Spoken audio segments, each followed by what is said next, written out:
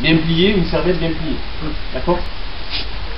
Avant de l'ouvrir, qu'est-ce que je vais faire? Je vais aller la présenter au client. D'accord? Qu'est-ce que je vais dire au client? Voici le Bordeaux, je sais pas ce que c'est. Voilà, on va dire l'appellation. Ici, comme appellation, on a Saumur Champigny, et on va dire le domaine viticole.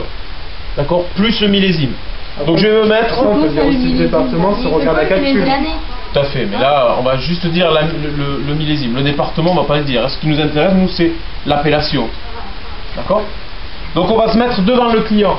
On va pas se mettre derrière le client comme ça. Le client, il a pas. Voilà, il voit rien ou alors il faut qu'il tourne la tête. On va se mettre devant le client sur une serviette bien propre. Et donc voici monsieur, votre Saumur Champigny millésime 2007 de Paul Filiatro. D'accord, voilà. Le client regarde l'étiquette. Pourquoi on lui présente l'étiquette, la bouteille? Pour savoir si on lui ment pas. Qu'il sache ce qu'il boit aussi. Donc la bouteille, on la met sur un dessous de bouteille. D'accord? Différence entre un dessous de bouteille et un dessous de carafe? Dessous de carafe, c'est plus grand. Dessous de carafe, c'est plus grand. Ouais. Il y a des stries sur un dessous de carafe. Là, c'est plus grand. D'accord? Pour éviter que la carafe ne colle. Ok? Voilà. En plus, en mise en place sur mon guéridon, j'ai une petite assiette à pain pour mettre le bouchon, la collerette effectivement. D'accord? Et mon limonadier. Allez, je commence. Premier critère, la bouteille ne doit pas tourner. D'accord? Je ne dois pas faire tourner la bouteille. La bouteille doit être toujours placée étiquette face au client. Première chose, donc je vais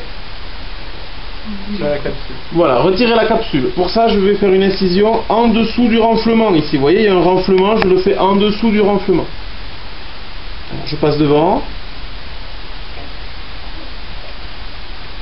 Et ensuite derrière. Ma bouteille n'a pas bougé. Je fais ensuite une incision verticale.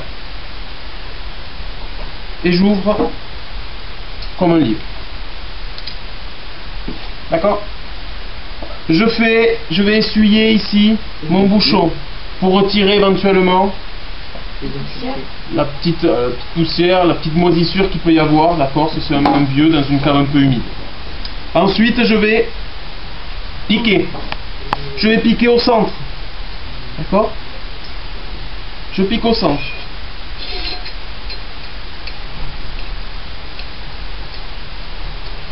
Voilà. Je dois avoir une à une demi-vrille à l'extérieur encore. Puisqu'un des critères aussi d'une ouverture de qualité, c'est ne pas percer le bouchon. Mon levier doit être à droite.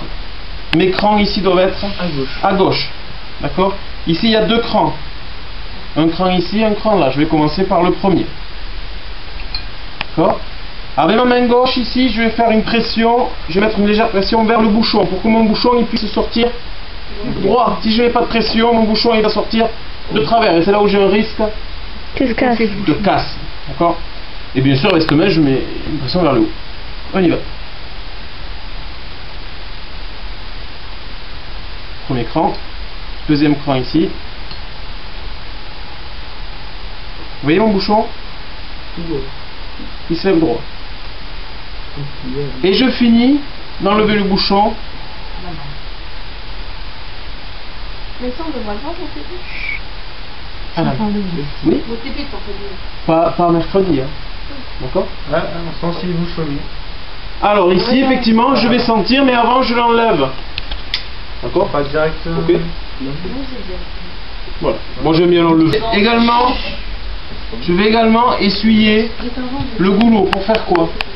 Pour enlever les saletés. Voilà, pour enlever les saletés, pour enlever les éventuels dépôts de bouchons qu'il peut y avoir. D'accord? Vous voyez un critère de qualité, je vais vous ai montré, mais mon bouchon n'a pas été percé. Si je perce mon bouchon, qu'est-ce qu'il peut y avoir? Des morceaux de liège qui tombent effectivement dans la bouteille. Ok? Maintenant, qu'est-ce qui reste à servir? Alors ici, je mets pas de comment? Voilà, ça veut bien sûr, on commence par faire goûter. Je prends la bouteille, toujours étiquette vers le client. D'accord? Main droite. Et ici, main gauche, je vais avoir mon lito. Ok? C'est parti. Et moi, je mets pas ça. Hop, la goutte.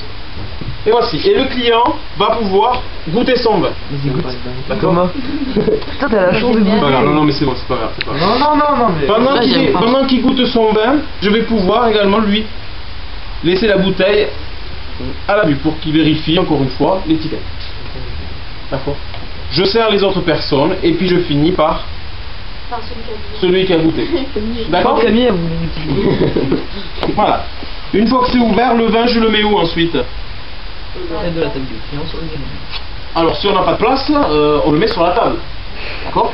Effectivement, je peux mettre sur la table. Par contre, c'est. Alors, ça dépend dans quel type de restauration on se trouve, mais c'est en principe au serveur à servir. D'accord. Faut tout le temps servir, effectivement. Dans les restaurants où on a la place, on a des consoles, des guéridons à proximité, où on laisse sur les Bah, rideaux. mais